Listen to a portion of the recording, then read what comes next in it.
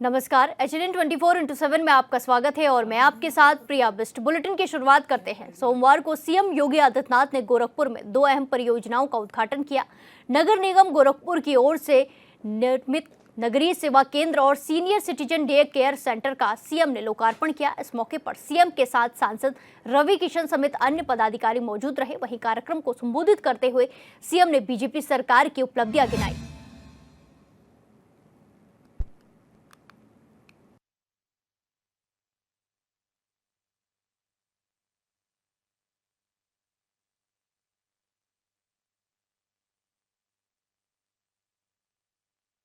बहनों और भाइयों, हमारा देश समृद्धि को प्राप्त हो, यह हमारा एक संकल्प होना चाहिए, जीवन का ध्येय वाक्य बनना चाहिए।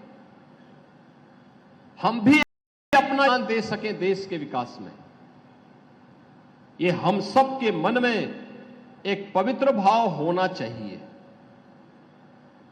और उसी भाव के साथ प्रदेश में पिछले 8 वर्ष में प्रधानमंत्री मोदी जी के मार्गदर्शन में नगरीकरण को और विस्तार देने के क्रम में अर्बनाइजेशन के कार्यक्रम को तेजी के साथ फैलाने का एक विस्तृत अभियान सरकार ने लिया। पहले नगर निगम गोरखपुर पहले एक छोटा सा नगर पंचायत रही होगी, उससे पहले कोई ग्राम पंचायत रही होगी, फिर नगरीय कल्पना आई होगी तो गोरखपुर एक नगर पंचायत बनी होगी, फिर नगर पालिका बनी, फिर नगर निगम बना और आज प्रदेश 14-15 बड़े महानगरों में गोरखपुर की गिनती आती है। आप अनुमान करिए कितनी तेजी के साथ विस्तार हुआ है। गोरखपुर में पूर्वी उत्तर प्रदेश के 5 करोड़ लोग अपनी शिक्षा के लिए, स्वास्थ्य के लिए, व्यापार के लिए, रोजगार के लिए गोरखपुर पर आश्रित होते हैं। लेकिन गोरखपुर में इस प्रकार का इंफ्रास्ट्रक्चर भी हो। पहले सिंगल लेन की सड़क होती थी, अब 4 लेन की सड़क हो रही है। पहले वायु सेवा नहीं थी, अब वायु सेवा भी प्रारंभ हो गई है। पहले पर्यटन का कोई महत्वपूर्ण केंद्र नहीं था। गोरखनाथ मंदिर धार्मिक जिससे लोग जाते थे, धार्मिक पुस्तकों को क्रय करने के लिए गीता प्रेस जाते थे। अब तो पर्यटन के लिए रामगढ़ ताल बेहतरीन स्पॉट हो गया है। और गोरखपुर की सड़कों को, गोरखपुर में एयरपोर्ट की सुविधा को बढ़ाने के लिए 14 फ्लाइट गोरखपुर से चल रही है। वंदे भारत ट्रेन का शुभारंभ करने के लिए स्वयं प्रधानमंत्री जी गोरखपुर में थे। हर सड़क 4 लेन 6 लेन की हो गई है।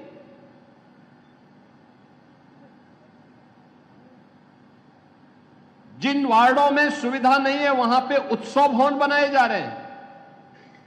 स्थानीय स्तर पर ही गरीबों के लिए, मध्यम आय वर्ग के लिए कोई कार्यक्रम करना हो, कोई मुंडन का कार्यक्रम हो, कोई मांगलिक कार्यक्रम हो, कोई शादी ब्याह का कार्यक्रम हो, उत्सव भवन उसी क्षेत्र में बन करके लोगों को इस सुविधा नगर निगम उपलब्ध करवा रहा है। गोरखपुर की सफाई, अभी पिछली बार हम लोगों ने गार्बेज प्लांट का उद्घाटन किया था, उस समय सांसद जी नहीं आ पाए थे, लेकिन आज वे आए हैं। और आते ही उनकी नजर सबसे पहले पड़ी कि वो बोले कि शीश महल किसका है। हमने कहा शीश महल नहीं, ये अर्बन फैसिलिटेशन सेंटर है। शीश महल तो रामगढ़ ताल के किनारे है।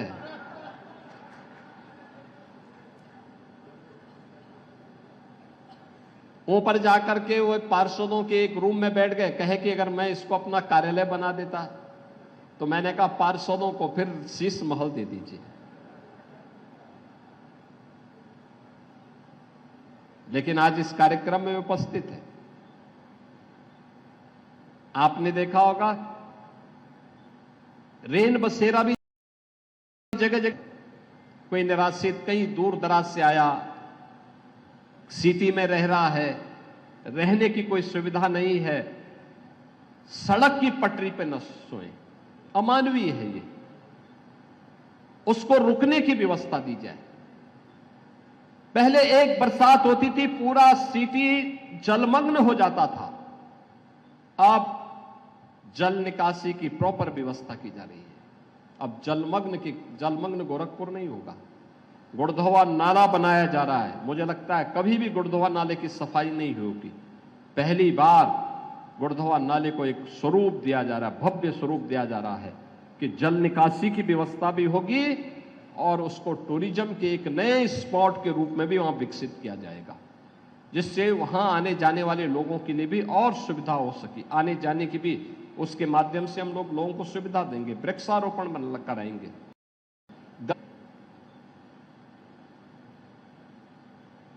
जब हम लोगों को हर प्रकार की सुविधाओं से आच्छादित करते हैं, तब जीवन की सुगमता को वह प्राप्त करता है। इसी को ईज ऑफ लिविंग कहते हैं।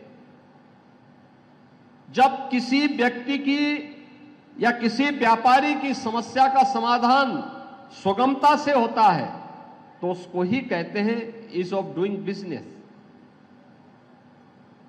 आसानी से, सुगमता पूर्वक, बिना किसी व्यवधान के सारे काम एक प्लेटफॉर्म पे, एक छत के नीचे, एक समय में उपलब्ध हो रहे हैं। और वह भी यहां पे उपलब्ध कराने का कार्य, तकनीक का उपयोग कराने का काम जहां ये किया जा रहा है। केंद्र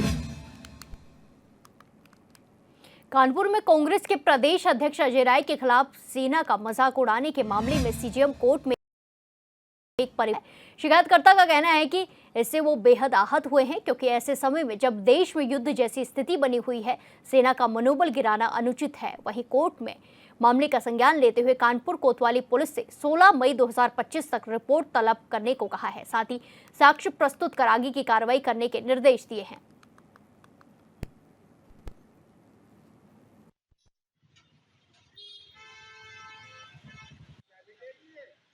ये अजय राय के खिलाफ इसलिए याचिका दाखिल की है कि ये पूर्व कांग्रेस के यूपी के अध्यक्ष रहे हैं। ये 4 तारीख को जो है एक्सप्रेस वे के ऊपर जो हमारे जहाज़ों ने प्रदर्शन किया था, उसका मनोबल गिराने के लिए इन्होंने एक प्लास्टिक का जहाज़ लिया, 10 रुपए का खरीद के, उसके ऊपर राफेल लिखा, उसके ऊपर नींबू मिर्ची लगाया और ये कहा कि ये नींबू मिर्ची कब हटेगी। इसका आशय ये था कि इस देश की सेना और जो सरकार है उसको बदनाम करने की के अंदर और पाकिस्तानी चेयर गर्ल्स की तरीके से इन्होंने बर्ताव किया है, जिससे आहत होकर मैंने सीजेएम कानपुर के अंदर आज मुकदमा दाखिल किया है, जिसमें 16/5 तक को जो है पुलिस से रिपोर्ट मंगाई गई है। उसके आगे की कार्रवाई कहना था कि राफेल जो देखने के लिए हाँ सही है। कोई भी जहाज जो है देखने के लिए नहीं आता है।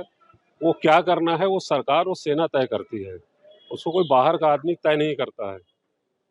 कि बाहर का आदमी ये कहे कि साहब ये राफेल है तो उसके क्या काम है, क्या करना है, क्या नहीं करना है, ये सेना जो चलाता है उसको वो करना है, स्ट्रेटजी वो तय करते हैं, हम लोग नहीं तय करते हैं। 5 मई को समाचार पत्रों में और प्रिंट मीडिया में और इलेक्ट्रॉनिक मीडिया में इस बात की खबर चली कि अजय राय ने एक प्लास्टिक का खिलौना जिसपे राफेल लिखकर नींबू मिर्चा लटका करके देश की सरकार और सेनाओं से पूछा कि इसके नींबू मिर्चे कब खोले जाएंगे। गंगा एक्सप्रेस वे में हमारे युद्धक विमानों ने युद्धाभ्यास किया था। देश युद्ध की परिस्थितियों में था। ऐसी स्थिति में देश की सेनाओं का मनोबल तोड़ने के लिए, आम जनमानस में केंद्रीय सरकार के प्रति अविश्वास उत्पन्न करने के लिए, देश में अशांति का वातावरण उत्पन्न करने के लिए, सस्ती लोकप्रियता और भोंडे प्रदर्शन के लिए अजय राय द्वारा ये अपराध कारित किया गया। इस पर हमने एक प्रार्थना पत्र थाना कोतवाली कानपुर नगर में दिया था, जहां से अभियुक्त के विरुद्ध कोई मुकदमा पंजीकृत नहीं हुआ।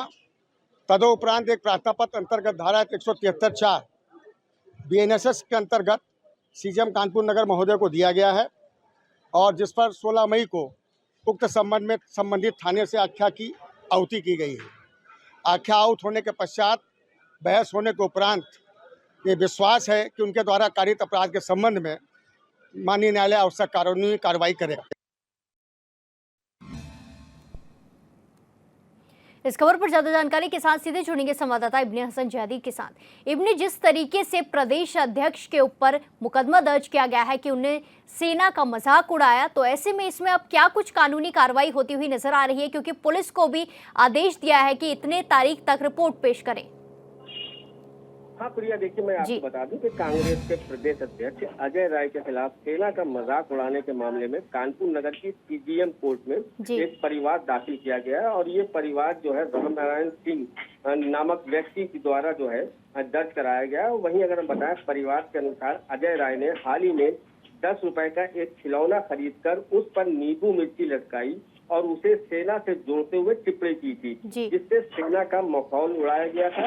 और अगर हम बात करें तो वादी राम नारायण का कहना है कि इससे वे बेहद आहत हुए थे, क्योंकि ऐसे समय में जब देश में युद्ध जैसी स्थिति बनी हुई है, मनोबल गिराना बिल्कुल भी अनुचित था, इसलिए वो काफी आहत हुए। और आहत होने के बाद उन्हीं ने कोतवाली में वहां पर एक एप्लीकेशन दी। एप्लीकेशन देने के बाद उन्हीं ने जब वहां से मामला चला आगे बढ़ा, तो सबसे बड़ी बात यह है कि गौरतलब करने वाली बात कि कुछ दिनों पहले ही कानपुर नगर आगमन के दौरान जिस तरीके से उन्होंने ये हरकत की थी, तो कोर्ट ने भी इस मामले को संज्ञान लेते हुए कानपुर कोतवाली से 16 मई 2025 की रिपोर्ट तलब की है और साक्ष्य प्रस्तुत कर आगे की कार्रवाई की बात कही है। तो अगर कोर्ट ने जिस तरीके से इस मामले का संज्ञान लिया है, तो जाहिर सी बात है कि इसमें कहीं न कहीं अजय राय की मुश्किलें जरूर बढ़ेंगी। जी प्रिया। जी बिल्कुल, जिस तरीके से पुलिस के पास भी पहले तहरीर दी गई थी लेकिन कोई मुकदमा दर्ज नहीं किया गया, ऐसी भी खबर सामने आ रही है। अब देखना होगा कि इसमें क्या कुछ देखने को मिलता है। धन्यवाद हमारे साथ जानकारी साझा करने के लिए। इसी के साथ खबरों में आगे बढ़ते हैं।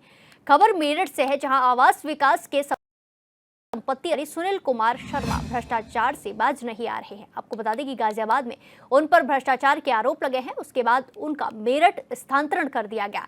एक बार फिर एसटी जाति के सीनियर सिटीजन के लिए आरक्षित प्लॉट को सामान्य जाति में कन्वर्ट करना लगातार सुनील कुमार शर्मा करते आ रहे हैं, लेकिन उसके बावजूद लखनऊ में बैठे शीर्ष नेतृत्व के अधिकारी और मेरठ में उप आवास आयुक्त लगातार सुनील कुमार शर्मा को बचाते नजर आ रहे हैं, जबकि सुनील कुमार शर्मा के अधीनस्थ कर्मचारी भी भ्रष्टाचार में लिप्त हैं। लेकिन विभाग की तरफ से आरक्षित प्लांट को निरस्त करते हुए त्रुटि सही करने की बात कही गई है और अनिल कुमार शर्मा और उनके अधीनस्थों का उत्तरदायित्व निर्धारित करने के लिए एक नोटिस जारी किया गया, जिसमें 1 हफ्ते का समय दिया गया था, लेकिन उसमें 1 हफ्ते का समय दिया गया, समय बीत चुका है और लगभग 1 महीना बीतने के बावजूद भी सुनील कुमार शर्मा पर कोई कार्रवाई नहीं हुई है। मेरठ आवास विकास में तैनात सुनील कुमार शर्मा का नया भ्रष्टाचार सामने आया है।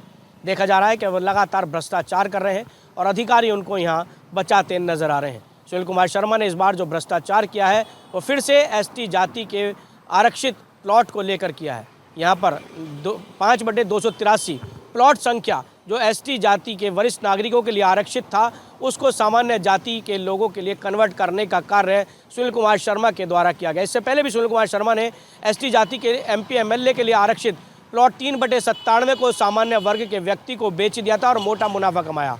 हालांकि हमारे चैनल पर लगातार खबरें प्रसारित हुई, प्रमुखता से हम खबरों को हमने चलाया, भ्रष्टाचार को उजागर किया, जिसके बाद सरकार ने खबरों का संज्ञान लिया और उस प्लॉट को निरस्तीकरण करने का कार्य किया गया। लेकिन आवंटन पत्र जारी करने वाले संपत्ति अधिकारी सुनील कुमार शर्मा पर कोई बड़ा एक्शन नहीं हुआ, मात्र उत्तरदायित्व निर्धारित करने के लिए उनको समय दे दिया गया। यहाँ पर उप आवास आयुक्त अनिल कुमार से इस बारे में हमने वार्ता की तो उनका साफ तौर पर कहना था कि 1 सप्ताह का समय दिया गया है उत्तरदायित्व निर्धारित करने के लिए कि आखिर इसमें जो भी भ्रष्टाचार में सम्मिलित हैं अधिकारी कर्मचारी, उन सब पर कार्रवाई हो सके। लेकिन 1 महीना बीत चुका है, आज तक भी कोई कार्रवाई यहाँ पर नहीं हुई, अभी तक कोई जवाब हमको नहीं दिया गया। देखा जा रहा है कि जब अनिल कुमार है उप आवास आयुक्त, यहाँ पर उन्होंने भ्रष्टाचार मुक्त आवास विकास को करने का दावा किया था और इसमें कार्रवाई करने की बात भी कही थी। हमने जब उनसे इस बारे में वार्ता की थी तो उन्होंने जल्द ही इसमें कार्रवाई का आश्वासन भी दिया था। लेकिन अब अनिल कुमार भी हमारा फ़ोन नहीं उठाते हैं, कॉल हमारी उठाते नहीं हैं और अब हमसे बचते नज़र आ रहे हैं, कहीं ना कहीं हमसे मिलने को भी तैयार नहीं। तो हमें देखा जा रहा है कि जो लखनऊ में बैठे पल्लवी मिश्रा और नीरज शुक्ला जो अधिकारी हैं, वो भी सुनील कुमार शर्मा को यहाँ पर शय दे रहे हैं और भ्रष्टाचार को बढ़ावा दे रहे हैं। सुनील कुमार शर्मा इन्हीं की शय के चलते यहाँ पर भ्रष्टाचार करते नजर आ रहे हैं। अब ताज़ा मामला क्योंकि देखा गया 5/283 प्लॉट का है जो एसटी जाति के लिए आरक्षित था, उसको सामान्य के लिए कन्वर्ट कर दिया गया है। यहाँ प्रधानमंत्री आवास योजना हो या लॉटरी में आवंटन का मामला, सभी में सुनील कुमार शर्मा के द्वारा भ्रष्टाचार किया गया है। सुनील कुमार शर्मा भ्रष्टाचार में लिप्त हैं। उससे पहले गाजियाबाद में भी उन पर भ्रष्टाचार के तमाम आरोप लगे हैं, जिसके बाद उनका स्थानांतरण मेरठ कर दिया गया। मेरठ उनका हालांकि गृह जनपद है, उसके बावजूद यहाँ पर उनको तैनाती दी गई। तभी से लगातार सुनील कुमार शर्मा यहाँ भ्रष्टाचार कर रहे हैं और अपने ही लोगों को यहाँ पर प्लॉट और फ्लैट आवंटित कर रहे हैं। जो यहाँ पर लाभार्थी हैं उनको ना तो फ्लैट मिल पा रहा है, ना ही प्लॉट मिल पा रहा है। हालांकि देखा जा रहा है कि सुनील कुमार शर्मा के इस भ्रष्टाचार में तमाम जो शीर्ष नेतृत्व में बैठे अधिकारी वो भी शामिल दिखाई दे रहे हैं। तभी तो सुनील कुमार शर्मा को लगातार यहाँ पर बचाया जा रहा है और उन पर कोई कार्रवाई नहीं की जा रही। सुनील कुमार शर्मा के द्वारा गृह जनपद में रहकर भ्रष्टाचार को बढ़ावा दिया जा रहा है। अधिकारी उनको बचा रहे हैं क्योंकि कहीं ना कहीं देखा जा रहा है कि लखनऊ से मेरठ तक भ्रष्टाचार की जड़ें जमी हुई हैं, जहाँ मुख्यमंत्री आदित्यनाथ लगातार जीरो टॉलरेंस की नीति पर कार्य करने का दावा कर रहे हैं, लेकिन उसके बावजूद उनके अधीनस्थ अधिकारी, उनकी सरकार में बैठे अधिकारी कर्मचारी लगातार भ्रष्टाचार को बढ़ावा दे रहे हैं और सरकार को बदनाम करने की पूरी कोशिश यहाँ पर की जा रही है। प्रधानमंत्री आवास योजना गरीबों की लिए चलाई गई योजना है, जो देखा जा रहा है कि ड्रीम प्रोजेक्ट आता है केंद्र और प्रदेश सरकार का, उसमें भी यहाँ पर घपला किया गया, राजस्व को नुकसान किया गया, भ्रष्टाचार किया गया। हालांकि गरीब लोगों को ये फ्लैट और प्लॉट नहीं मिल रहे। सुनील कुमार शर्मा के भ्रष्टाचार के चलते ही ये सब मामले यहाँ पर सामने आ रहे हैं। ताज़ा मामला 5/283 फ्लैट का है, प्लॉट का है, जो यहाँ पर एसटी जाति के लिए वरिष्ठ नागरिकों के लिए आरक्षित था। उसको सामान्य वर्ग के व्यक्ति को यहाँ पर कन्वर्ट करने का कार्य भी सुनील कुमार शर्मा के द्वारा किया जा रहा है। 3/97 में सुनील कुमार शर्मा ने जब इसको ऐसे कन्वर्ट किया था और सामान्य वर्ग के व्यक्ति को बेच दिया था, और तो उन पर यहाँ पर कोई कार्रवाई नहीं हुई। हालांकि आवंटन पत्र जारी करने वाले ही संपत्ति अधिकारी सुनील कुमार शर्मा थे, उन बचा दिया गया। अब देखना होगा कि वरिष्ठ नागरिक जो के लिए आरक्षित प्लॉट है उसको अब सुनील कुमार शर्मा जो भ्रष्टाचार में लिप्त करके बेचने की तैयारी कर रहे हैं, उन पर शीर्ष नेतृत्व में बैठे अधिकारी कोई कार्रवाई करेंगे या नहीं। तो वरना इससे साफ जाहिर होता है कि जो लखनऊ में बैठे अधिकारी हैं वो सुनील कुमार शर्मा के भ्रष्टाचार में संलिप्त हैं, इसीलिए वो उनको कार्रवाई से बचा रहे हैं। अब बड़ा सवाल ये है कि सुनील कुमार शर्मा के भ्रष्टाचार को देखते हुए उन पर बड़ी कार्रवाई कब होगी। वीडियो जर्नलिस्ट साजिद सिकंदर के साथ मनीष पाराशर, HNN न्यूज़, मेरठ।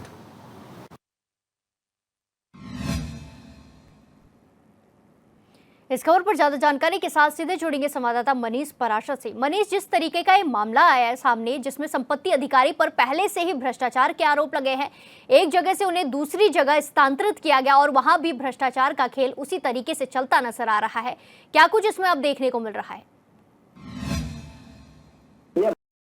बिल्कुल, आवास विकास में संपत्ति अधिकारी के पद पर तैनात सुनील कुमार शर्मा भ्रष्टाचार में लिप्त है। आदतन ये भ्रष्टाचारी है। अगर देखा जाए तो गाजियाबाद में भी रहते थे, इन पर भ्रष्टाचार के गंभीर आरोप लगे थे, जिसके बाद इनका मेरठ स्थानांतरण किया गया। लेकिन मेरठ इनका गृह जनपद है। गृह जनपद में कैसे इनको तैनाती दी गई, ये अधिकारियों पर प्रश्न चिन्ह लगाता है, क्योंकि गृह जनपद में इनको तैनाती मिलने के बाद से यहाँ पर इन्होंने लगातार भ्रष्टाचार किए हैं। अपने जो इनके जानकार हैं, इनके सगे संबंधी हैं, इनके जो चहेते हैं, उन्हीं लोगों को यहाँ पर लॉटरी के जरिए जो प्रधानमंत्री आवास योजना है उनके फ्लैट आवंटित किए गए। उसके अलावा इन्होंने एसटी जाति के लिए जो MP MLA के लिए आरक्षित 3/97 वाला प्लॉट था, जिसकी हमने लगातार प्रमुखता से खबर भी प्रसारित की और उनका संज्ञान शासन ने लिया और उस प्लॉट को यहाँ पर निरस्त कर दिया। लेकिन हालांकि सुनील कुमार शर्मा जो आवंटन पत्र जारी करने वाले अधिकारी थे, उन पर भी कोई कार्रवाई यहाँ पर नहीं की गई। सिर्फ उत्तरदायित्व निर्धारित करने के लिए उनके लिए आदेश किए गए। उत्तरदायित्व एकता के लिए निर्धारित करने की बात की गई थी, लेकिन 1 महीना बीत चुका है, उत्तरदायित्व इसमें निर्धारित नहीं किया गया। तो कहीं ना कहीं देखा जा रहा है सुनील कुमार शर्मा आदतन भ्रष्टाचारी है और लगातार भ्रष्टाचार करते नजर आ रहे हैं। अब ताजा मामला एक और सामने आया है, ये भी एसटी जाति के जो वरिष्ठ नागरिक हैं उनके लिए ये प्लॉट आरक्षित है, जिसकी संख्या है 5/283।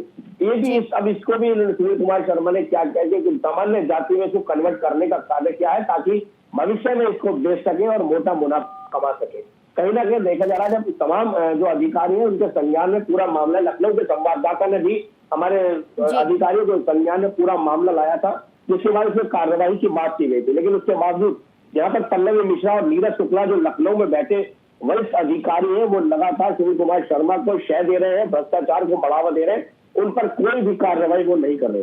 अभी हाल ही में जिस मामले 3/97 के मामले प्लॉट निरस्तीकरण तो हुआ, उसके बाद जो भ्रष्टाचार के मामले उजागर हुए उसमें इन पर उतरने के लिए बात की गई, लेकिन उसके बावजूद इन पर कोई कार्रवाई ना होना कहीं ना कहीं अधिकारियों की मिली भगत दर्शाता। जब हमने उप आवास आयुक्त अनिल कुमार से इस बारे में बात की थी तो उन्होंने आवास विभाग को भ्रष्टाचार मुक्त करने की बात भी कही थी, लेकिन देखा गया है कि भ्रष्टाचार मुक्त तो नहीं हुआ और उन्होंने एक हफ्ते में इसमें कार्रवाई करने का हमें आश्वासन भी दिया था। 1 महीना बीत चुका है। अनिल कुमार जो उप आवास आयुक्त है वो हमारा कॉल भी नहीं उठाते, फोन भी नहीं उठाते, यहाँ तक कि हमसे मिलने को भी अब वो तैयार नहीं है। कहीं ना कहीं देखा जा रहा है कि सभी मिलकर सुनील कुमार शर्मा को यह भ्रष्टाचार करने की शय दे रहे हैं और वो अपने गृह जनपद में रहते हैं, यहाँ पर भ्रष्टाचार चरम पर ले गए हैं, भ्रष्टाचार कर रहे हैं। कहीं ना कहीं देखा जा रहा है प्रदेश सरकार और केंद्र सरकार की जो महत्वपूर्ण योजना है प्रधानमंत्री आवास योजना, उसको ये लगातार राजस्व को नुकसान पहुंचा रहे हैं, लाभार्थियों को नुकसान पहुंचा रहे हैं। कहीं ना कहीं देखा जा रहा है कि सरकार को बदनाम करने की पूरी कोशिश की जा रही है आवास विकास के अधिकारियों के द्वारा, सुनील कुमार शर्मा के द्वारा।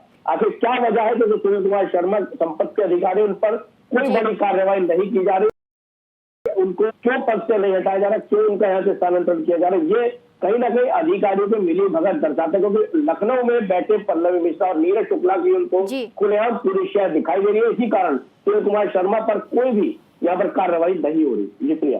जी बिल्कुल मनीष, देखना होगा क्या कुछ कार्रवाई होती है। धन्यवाद हमारे साथ जानकारी साझा करने के लिए। इसी के साथ खबरों में आगे बढ़ते हैं। कानपुर नगर के पनकी पावर हाउस में कार्यरत एक इंजीनियर की हेयर ट्रांसप्लांट के दौरान संदिग्ध परिस्थितियों में मौत हो गई।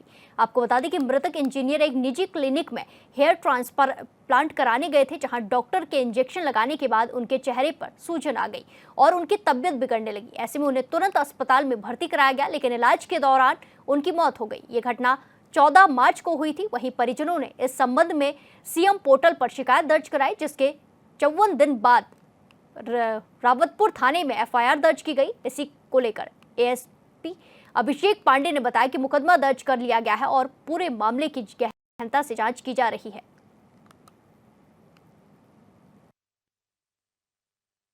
इसमें ये रावतपुर थाना क्षेत्र की एक घटना है, जिसमें एक महिला के द्वारा यह शिकायत की गई कि उनके पति की हेयर ट्रांसप्लांट के दौरान उपचार के दौरान उनकी मृत्यु हो गई।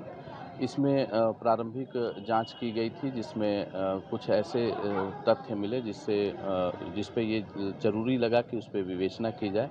इसके क्रम में एक अभियोग दिनांक 9 को रावतपुर पे डॉक्टर के खिलाफ पंजीकृत किया गया है, जिसमें विवेचना की जा रही है और जो भी साइंटिफिक एविडेंस हैं और अन्य जो साक्ष्य हैं उसको कलेक्ट किया जा रहा है।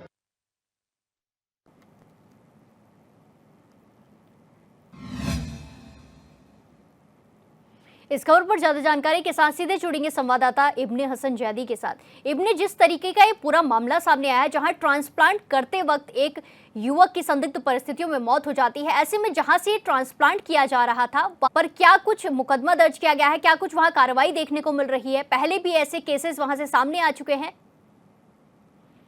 देखिए प्रिया, मैं आपको बता दूं कि सबसे बड़ी चीज तो ये है कि हेयर ट्रांसप्लांट कराने वालों के लिए ये एक बड़ी खबर है, क्योंकि तमाम तरह आज जो रिवाज चल रहा है हेयर ट्रांसप्लांट का जो चल रहा है, तो उनको इस खबर पे बहुत जरूरी है कि वो इस खबर पर ध्यान दें। क्योंकि जिस तरीके से अगर हम बात करें कि पनकी पावर हाउस में जो एक इंजीनियर कार्यरत थे, उन्हीं ने हेयर ट्रांसप्लांट कराया था और हेयर ट्रांसप्लांट कराने के बाद जो है वो एक निजी क्लिनिक में गए थे, जहाँ पर उन्होंने अपना हेयर ट्रांसप्लांट कराने की प्रक्रिया को किया, जहाँ पर डॉक्टर द्वारा इंजेक्शन लगाने के बाद उनकी सूजन आ गई सर में और आंखें भी उनकी बाहर निकल आई थी, जिससे उनकी हालत जो है वो गंभीर हो गई और गंभीर हालत में उनको हॉस्पिटल में भी एडमिट कराया गया, लेकिन बहरहाल वो उनको बचाया नहीं जा सका और उनकी मौत हो जाती है। उसके 54 दिन के बाद जब सीएम साहब पर शिकायत की जाती है, 54 दिन के बाद जो है एफआईआर दर्ज होती है और एफआईआर दर्ज करने के बाद पुलिस अपनी कार्रवाई शुरू करती है।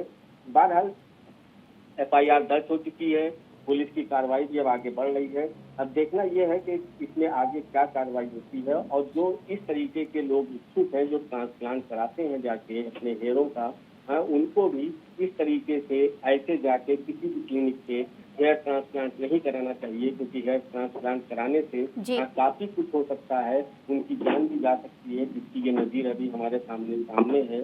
तो इस तरीके से बहरहाल पुलिस का भी कहना है, इसमें एसीपी ने साफ तौर से कहा है कि इसमें मुकदमा भी दर्ज कर लिया है और पूरे मामले की जो है इसमें गहनता से जांच भी की जा रही है। जांच करने के बाद जो है इसमें जो भी कार्रवाई होगी वो उचित कार्रवाई भी की जाएगी। बहरहाल वो पुलिस उचित कार्रवाई करती रहेगी, लेकिन किसी का बेटा, किसी का पति, किसी का बाप तो दुनिया से चला गया, और पुलिस की जांच होती रहेगी और उसको अब जो भी होगा उसमें कार्रवाई भी होगी। वो शख्स तो अब वापस नहीं आ सकता है। जी प्रिया।